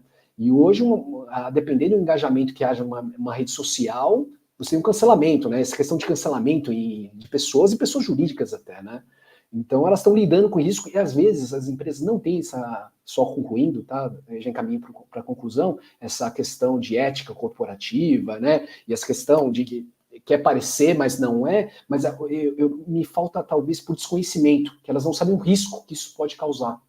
E o empresário vai e desconsidera a hipótese de desconsideração da personalidade jurídica, de que lá na frente ele vai ter vai ser mensurado, vai ter uma, né, e aquilo que o Flávio tinha, né, como ele não fez o preventivo, vai ficar caro lá na frente, vai ter que contratar um bom advogado e tal. Bom, é isso. Boa, muito boa colocação, né, Flávio? E isso se quando o bom advogado tem o que fazer ainda, né? Porque eu espero realmente que no Brasil a gente tem boas, né? Porque eles falaram, as legislações ambientais são amplas, mas que a gente consiga efetivamente, né, ter fiscalização e fazer funcionar. Porque tem países que, quando acontece alguma coisa assim, espero que isso aconteça no Brasil, empresas enormes são fechadas. Então, uma coisinha que o peão que ela não quis olhar, o que ela não quis fazer agora, vai ter um reflexo nela no futuro muito maior, né? E eu gostei também de uma fala, só reforçar o que o Rogério falou, 85% das doenças estão linkadas, são difundidas de forma hídrica. Então, assim, e é engraçado porque ou a maioria das empresas, que nem você falou, construção civil, ou a gente está falando de indústria, ou a gente está falando até na parte social, mas assim, você compra o papel de algum lugar, você tem um escritório, você sempre tem que olhar quem são os seus fornecedores, porque assim, o barato que sai caro. E muitas vezes, mas eu sou muito ético, eu sou muito correto, mas eu estou financiando o sistema, né? Então, por isso que é muito importante a gente começar a ter essa questão do compliance, porque você fecha não só os seus fornecedores, como o seu cliente, aí você vai fechando o espaço para que as outras pessoas ajam de forma, né, coerente. Era só uma colocação, né, que eu queria fazer. E complementando, né, que eu acho que o assunto é mais técnico para não... Mas o comentário da Zíbia, que foi uma pergunta, mas eu acho que entra na questão do mercúrio para refletir, e baseado no que vocês falaram, eu queria fazer esse adendo, que ela fala assim, que é um assunto que eu também vou colocar em outra live, mas eu não tenho como não passar, que ela fala assim,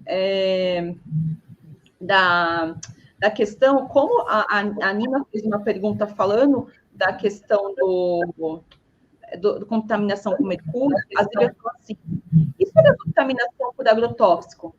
E os locais com fixação de soja e a soja geneticamente alterada com glifosato, que é usado nessas plantações. Então, assim, são coisas para se pensar, que eu acho que é um tempo mais amplo, porque quando a gente está falando da questão, como ele falou, a questão do mercúrio, da questão do ouro, é uma questão muito, muito antiga.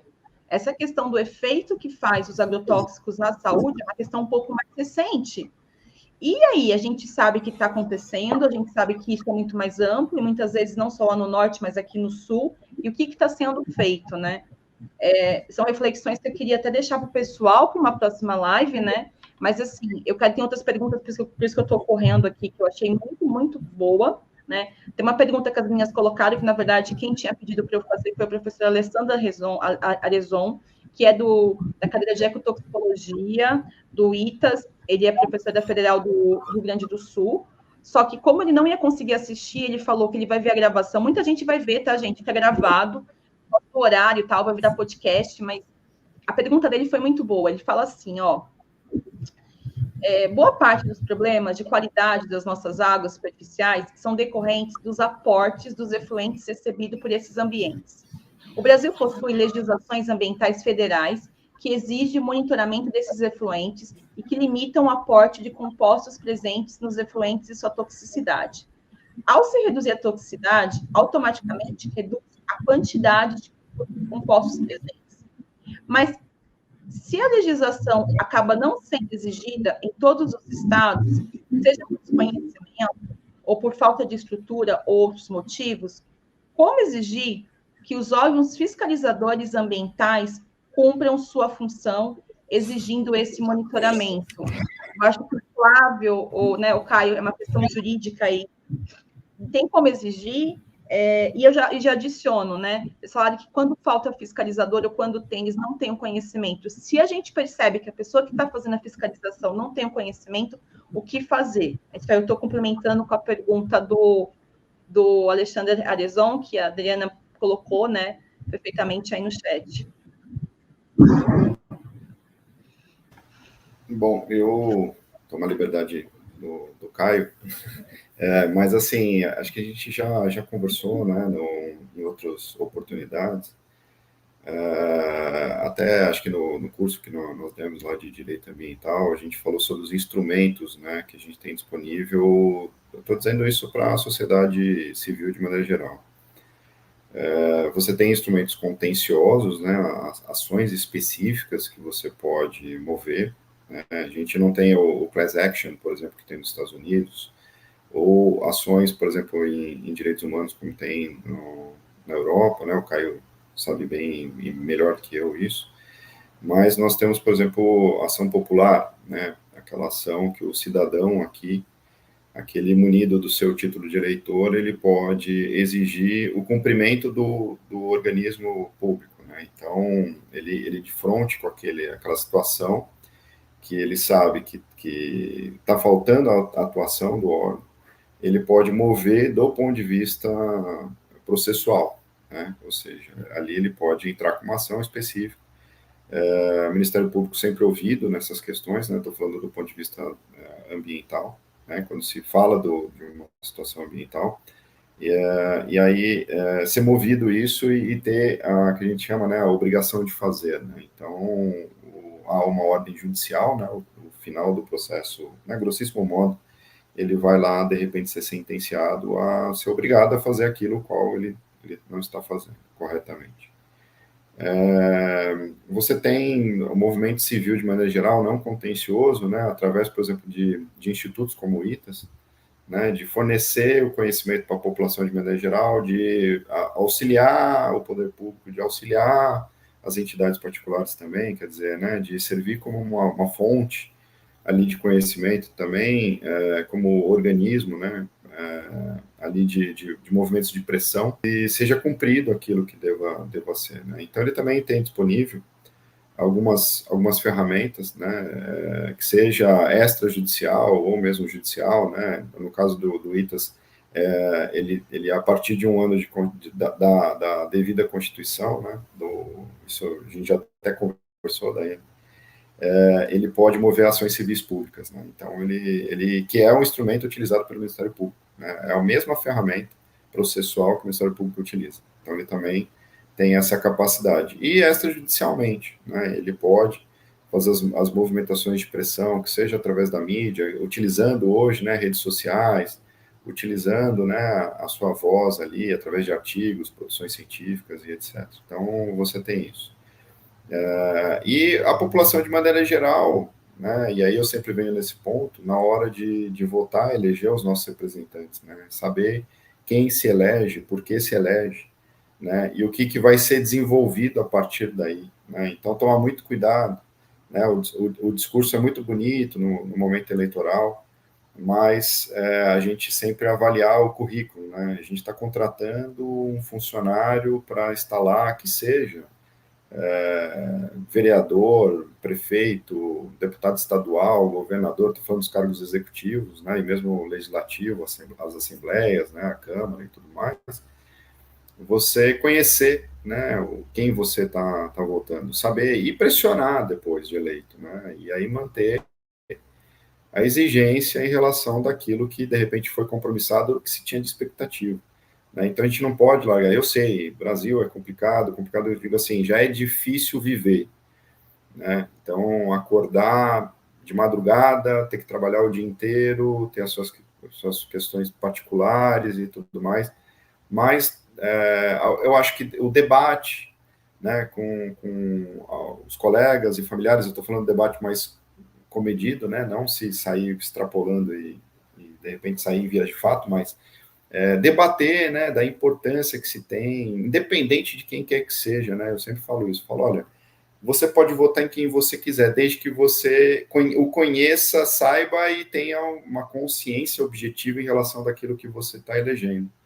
Né? Então, eu acho que a gente tem essas visões. Fala assim, olha, mas isso é muito distante. Mas se não começar também, vai continuar, né, sendo distante. Então, acho que tem que se utilizar dessas ferramentas, né, que a gente tem disponíveis, né, conhecê-las e se utilizar. Né? Então, é aquilo. Eu conheço inúmeros colegas, né, estou falando aí, né, que são ativos na área do direito ambiental, que tem a maior disponibilidade em sentar, em conversar, em debater. Olha, até eu tenho essa determinada situação, o que me indica, né? Independente da prestação de serviço, né, da advocacia. Mas, assim, dá esse encaminhamento, né? Ele fala, olha, você tem esses instrumentos que você pode utilizar, né? E, às vezes, até fazer essas pontes de ligação. Então, tem a disponibilidade também dos profissionais qualificados, né? E conhecer bem especificamente, né? Quais são esses profissionais. Então, tem aí uma série de ferramentas. E outra que, por exemplo, eu particularmente pratico, né, sempre que posso, é disponibilizar para os órgãos, né? Seja o ITAS, por exemplo, olha, estamos disponível ao órgão para uma melhor qualificação, né? A gente conhece iniciativas ali, o Senac tem uma outra iniciativa que tem de qualificação para o pessoal, para os servidores públicos, né, de graça, para eles melhorarem em determinadas cadeiras específicas técnicas, né? Então, assim, você como pessoa física, técnico, interessado, que tenha alguma visão, que tenha até um planejamento em relação de melhoria do próprio exercício do órgão, se disponibilizar, né? Disponibilizar seu tempo, disponibilizar lá, de repente, seu conhecimento para poder passar isso para eles, né? Então, também, quer dizer, assim, iniciativas tem inúmeras, né? Basta a gente escolher uma e começar a trabalhar ela. Muito boa colocação. Se me permite, Daiane e Flávio, se puder complementar, que eu acho que o Flávio já abordou quase tudo, minha contribuição é no sentido de que essa angústia, né? De, pô, você tem equipamento lá, você tem uma determinada estrutura, e essa estrutura, às vezes, não funciona, não age, ou não age de forma adequada, mas não faz, às vezes, porque não tem condições de fazê-lo, conforme o Flávio, o Rogério já previamente falaram. Mas, de todo modo, tem o Ministério Público, a Defensoria, eles têm canais de ouvidoria, de denúncia, às vezes anônimas, né? É um mecanismo. O fato é que, aí é uma angústia minha, particularmente, que o Ministério Público é um órgão muito importante, tem um papel constitucional muito importante, mas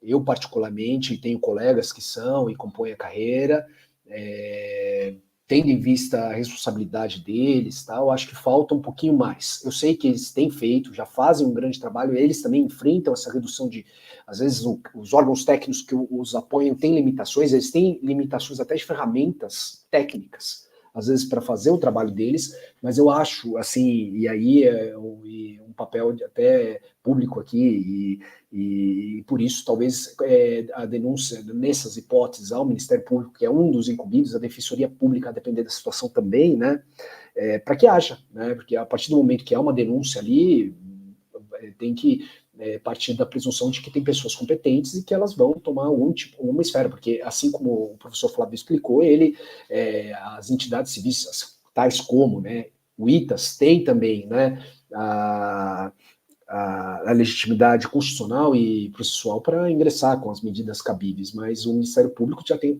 uma estrutura e às vezes até expertise, né, tem muitos bons promotores e procuradores da República, né, e também fazer um comentário que, com relação a justamente identificar as empresas, por vezes, você tem nessa exploração, nesse determinado caso concreto, alguma empresa, porque às vezes é difícil você identificar, né? São terceiros, em outras hipóteses, é aquela situação de costura que é feito numa garagem e que, para você provar que aquele que compõe uma cadeia de suprimento, né, que ela fornece para uma empresa maior, é difícil. Numa hipótese de contaminação, você tem uma exploração e tem um poder econômico ali atrás. Interessa que haja aquela exploração daquele jeito, né? Mas a partir do momento que se identifica, tem que virar público. E às vezes, o meio para isso são ambientes como este, aqui,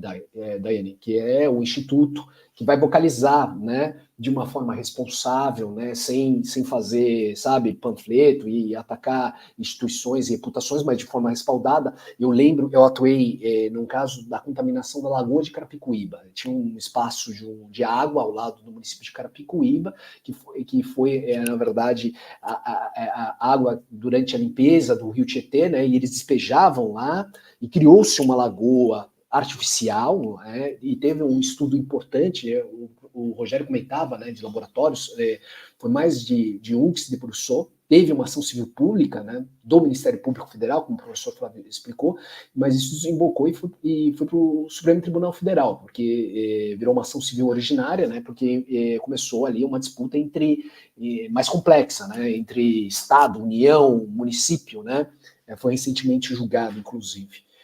Mas eu trago a importância do quê? Teve participação de laboratórios.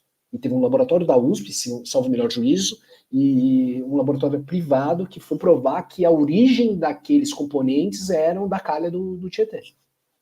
Então, um exemplo apenas. Né? Tem. Sim, e é isso, gente. Não, muito legal, a gente está aprendendo muito, né? Eu vou falar depois, o pessoal vendo as gravações. É muito importante porque a gente está aprendendo junto com a parte técnica, né? Tem uma outra pergunta que daí direcionado, acho que por Rogério, mas depois acho que a gente pode fazer e vocês podem complementá-la para a gente fechar, né, a live, porque eu acho que daí todos conseguem pôr, que eu acho que vai falar um pouquinho do pedacinho de cada um de vocês, sabe, do direitos humanos, com compliance ambiental, a parte do Rogério, que é assim, né, o Rogério falou da questão do PSA, né, aí a questão a pergunta é, desde 2005, a OMS fala sobre o PSA, Plano de Segurança d'Água, né? Por que só agora, nos últimos anos, ele voltou a ser enfatizado no Brasil? E quais os desafios que precisamos ter para garantir um futuro próximo, onde todas as estações de tratamento de água poderão ter o PSA como uma ferramenta de gestão de risco? E como poderemos assegurar que ela está sendo implementada e não apenas uma falsa aparência, né? Acho que queriam dizer um greenwashing, um social washing, né? O termo aí que o Caio também usou aí, que eu nem sabia que também já tem tapa compliance, não sei, ele usou um termo que também já tem isso, né? Não apenas uma falsa aparência de sustentabilidade, mas sem implementação prática. Ou seja, se muito se fala em PSA, Rogério, mas será, por que só agora? E como tem, acho que a pessoa quer dizer assim, como você tem aquela questão, as tabelas, a pessoa fala, isso é perigoso, não é? Tem meio que o cunho pessoal, como é que eu consigo garantir isso? O que você tem para fazer? E a mesma coisa também, por que só agora você voltou a falar sobre... Na verdade, começou, né, a falar sobre compliance, mas agora, embora a base já seja antiga, né, e direito ambiental, por que está tudo em alta, né? Aí o Rogério pode fazer a colocação e eles complementam para a gente fazer o fechamento da live, né? Mas a gente aprender aí com vocês. Fica à vontade. Bom, acho que essa pergunta aí é uma pergunta bastante interessante, e de certa forma a gente já permeou, né, essa questão ao longo de toda a live, né? Eu acho que uma coisa importante que está acontecendo é o nível de conscientização da sociedade de uma forma geral. Essa consciência com a questão da sustentabilidade, da importância do meio ambiente, ela cresceu muito, né? Por diferentes fatores, e na verdade é só você ligar a televisão qualquer dia, qualquer telejornal, qualquer revista, qualquer periódico, e a gente vai estar falando sobre uma questão que já chegou num ponto alarmante. A questão, né, a gente, vamos lembrar do Al Gore, né, o pessoal mais velhinho aí, lembra quem foi o Al Gore? Gente, ele sendo taxado de louco, assim como taxaram de louca a Rachel Carson lá na década de 60, né, do livro lá da Primavera Silenciosa, né, quem trabalha com áreas contaminadas conhece bem aí a obra dela. É o seguinte, ó, eu acho que o nível de conscientização aumentou muito. Então, a pressão popular, trabalhos como esse que a gente está fazendo hoje aqui, né, nessa live aqui no ITAS e de N outros, né, iniciativas, elas acabam, né, fazendo essa pressão. E quem está lá no governo, no público, ele se sente pressionado e ele tem que se mexer de alguma forma.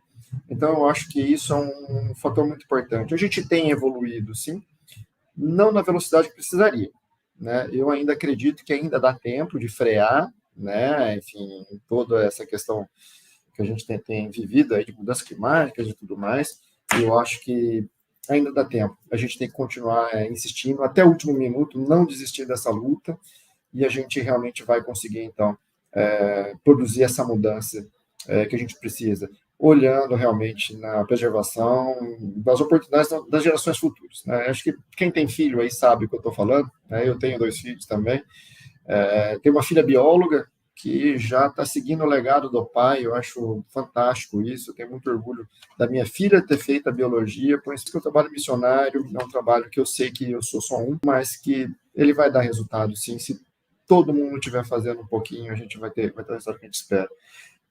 A questão da universalização aí, da segurança da água, do PSA, é algo que está vindo a reboque com tudo que a gente está fazendo, né?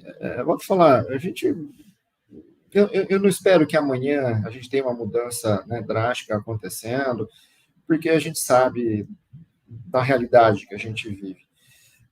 Mas, enfim, é continuar nessa nossa toada, é continuar nessa nossa missão. O tema é maravilhoso que a gente abordou hoje, quer dizer, falar de compliance, falar de SG, atrelhado à segurança da água. Gente, é tudo a ver, está tudo interligado, tá? A gente ficaria horas falando aqui, ou dias, semanas. Então, acho que vale sim um repeteco, a gente está promovendo outros encontros desse tipo, né? Eu também tenho os meus canais lá, eu vou convidar vocês, o ITAS, tá? Dr. Flávio, a gente já esteve junto, né, em outra oportunidade, vamos estar em próximas. Dr. Caio também, né? Uma grande satisfação de conhecer, parabéns aí pelo seu trabalho. E Daiane, eu acho que é isso, seguir nessa nossa jornada aí, levantar a nossa bandeira, saber das dificuldades que a gente tem, do estômago que a gente tem que ter em muitas situações para suportar, né, algumas coisas que acabam acontecendo. Mas a gente tem que ser habilidoso, usar um pouquinho da inteligência emocional, usar um pouquinho da nossa PNL, do coaching. Eu sou master coaching também, né? Então a gente acaba desenvolvendo essa habilidade. Tá, eu entendi, mas como é que eu falo isso? Então não é o que, eu como. Muitas vezes é isso, para a gente romper, né, essas resistências e tudo mais. É a forma que você faz, não o que. Acho que o que está claro para todo mundo. Independente aqui de viés ideológico, político, né, partidário, seja lá o que for, eu acho que todo mundo entendeu que a gente só tem um planeta. Sim. Então, é o seguinte, vamos achar o ponto de convergência, porque onde a gente é diferente, você sabe. Eu já sei onde a gente pensa diferente. Mas é o seguinte, tem um interesse comum aqui, que se a gente não unir essas forças, não trabalhar junto, né, todo mundo vai morrer abraçado, como se diz, né? Então, Daiane, parabéns aí pela iniciativa. Mais uma vez, muito obrigado aí pelo convite para participar dessa live. Continuo à disposição de vocês aí, tá bom? Gostei muito, né? Meus colegas falarem, é só com um ponto que você falou, que é uma missão. Eu sinto a mesma coisa, Rogério, que eu tenho uma missão, acho que os colegas também, né? Inclusive, né, eles estão, o ITAS ainda está abrindo, né? A gente está com os projetos e tal, mas quando falou da missão, eles falaram assim, vamos junto, né? E eu acho que o que você falou, a gente tem que achar o ponto de convergência, e não dá para achar sozinho. Eu fico muito feliz, né? A gente aceita seu convite, né? Pessoal, aí os podcasts, as coisas, os eventos que têm muita visibilidade.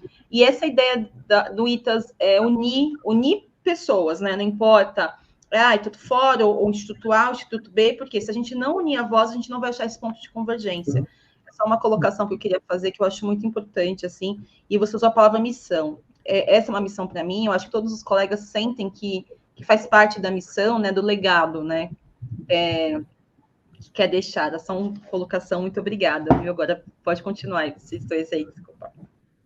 Então, deixar os colegas falarem um pouquinho aqui também, né, é uma pena que o nosso tempo é limitado, né, mas obrigado mais uma vez. Eu vou dessa vez me antecipar, professor, só para deixar, né, para o senhor fazer o encerramento. Eu gostaria de, em complementação à fala do Rogério, né, para mim, me parece que a questão do acesso à água potável, do saneamento, quer dizer, a segurança, né, para que isso plano, estabelecimento, por que talvez tenha retornado isso? Né? Porque agora... Porque talvez tenha ficado invernado ou não, sempre caminhou, né? A minha fala, ela procura aqui estabelecer, né, e trazer que eu acho que tem alguns marcos que estão, até às vezes por pressão internacional, você tem marcos e o governo brasileiro fora é cobrado, e aí empresas fora e entidades de crédito, e quando eu falo instituições financeiras, você começa uma cobrança internacional e isso acaba reverberando, né? É como se fosse uma ondinha, vai chegando aqui, e aí você tem vamos dizer, bom, agora vamos embora, agora tem que fazer, agora não dá mais, né? Vou ter que fazer. Mas também ressaltar que para que isso seja possível, na minha maneira de ver, os agentes privados, né, as empresas serão, tem a expressão em inglês, stakeholders, né? Eles serão agentes imprescindíveis. Hoje, você imaginar que o Estado vai dar conta disso sozinho é muito difícil. Basta ver as grandes corporações, né, aí de inteligência artificial hoje, né, ou mesmo de questões afetas as big techs, né, e também outros assuntos que eles vão se correlacionando, e como é que você, enfim, garante que elas tenham algum tipo de padrão ético, algum standard, né, algum comportamento ético, e também, fora isso, cumpram, né, com determinadas padrões, às vezes, legais, mesmo que estejam fora dos países sedes dela. E aí, para mim, vão ter instrumentos, né? Porque senão elas vão responder lá na sede, né? Nos países onde elas têm as matrizes delas. E aí isso reverbera, e aí passa-se a importância, né, que você expôs, né, Rogério, da questão da certificação. Vai ser exigido. Você vai ter que ter uma certificação aqui, amigo. E aí, vai investir no tratamento de esgoto, bom, a Sabesp aí enfim, tem ações comercializadas em vários lugares. Bom, cadê a certificação aí? Como é que é esse padrão? E diversas, né, certificações e outros agentes, eu dei o exemplo da Sabesp porque é uma grande empresa, né? E também encaminhar fazer meu agradecimento ao ITAS, né, na sua pessoa, Daiane. É por aqui, concordo com o Rogério, é por aqui que é um dos meios de gerar engajamento e principalmente informação, porque às vezes as coisas são feitas por ausência de informação, né? Eu quero imaginar que não é somente por má fé, sabe? Às vezes é porque não sabe, é ignorância, assim, com todo respeito, e não quero aqui soar de algum modo, sabe, por não saber a questão. E eu acho que eventos como esse, outros que o ITAS tem promovido, com qualidade e tal, são essenciais. E pude aprender hoje muito. Eu queria agradecer aí o Rogério e o Flávio também, que pude aprender muito com vocês, e agradecer ao ITAS aí pela oportunidade. Obrigada.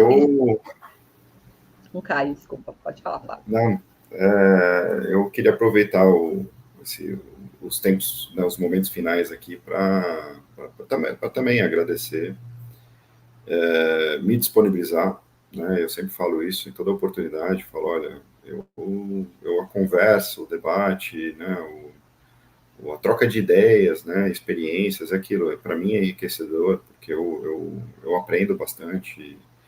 Então, eu acho que é válido esse debate, né, trazer à luz determinadas situações que no dia a dia acabam ficando um pouco de lado, né? Acaba caindo, infelizmente, uma normalidade que não deveria, né? Então, eu acho que as iniciativas como do ITAS são fantásticas, eu acho que são louváveis. A própria Constituição do ITAS, né? Eu, modéstia à parte, ali acompanhei desde, acho que talvez do embrionário até agora, né? Já a sua, vamos dizer, constituição efetiva. Eu achei, assim, para mim, eu particularmente, né, eu não tinha visto nenhuma iniciativa nesse sentido, né, nesse movimento que eu digo uno, né, são diversas pessoas, atores ali que estão envolvidos na Constituição, engajados, interessados e que efetivamente tenham um interesse legítimo em relação ao tema, e que se disponibilizam assim de corpo e alma, né? Eu acompanho ali, né, no meu canto quieto ali os debates, as discussões, mas eu vejo que é construtivo, né? Então, em poucas instituições aí que eu acompanho, que eu vi dessa forma, né? E aí isso me transparece a legitimidade do próprio Instituto, né? Ele não tem nenhum interesse alheio àquele o qual ele se disponibiliza, né? Então, ele deixa muito claro isso, né, por essa coletividade. Então, é isso. Muito obrigado por todos aí que estão nos assistindo, que vão também, né? E obrigado pelo convite. Eu queria agradecer, né, fechar, mas agradecer pelas palavras, Flávio. E é verdade, porque a gente teve até uma reunião, né, pessoal, eletivo, né, conselho e tal. Aí uma das discussões que a gente estava falando, né, que a gente está agora na fase dos patrocínios, gente, né, adivinha. Aí foi citada uma situação, mas se a gente fizer, a gente pode perder tal patrocínio. Eu falei assim, gente, assista a live de compliance, por favor. Eu falei assim, por que eu falei isso? Eu falei assim, tem patrocínios que pode ser o montante que for. Se não passar pelas questões nossas de compliance, nosso estatuto está muito amplo, não vai vir para o ITAS, porque a gente não vai fomentar. A ideia são nomes de peso, dando um selo de credibilidade. Eu falei assim, eu não vou fomentar o bolso, né, de algumas pessoas em destituição de vidas.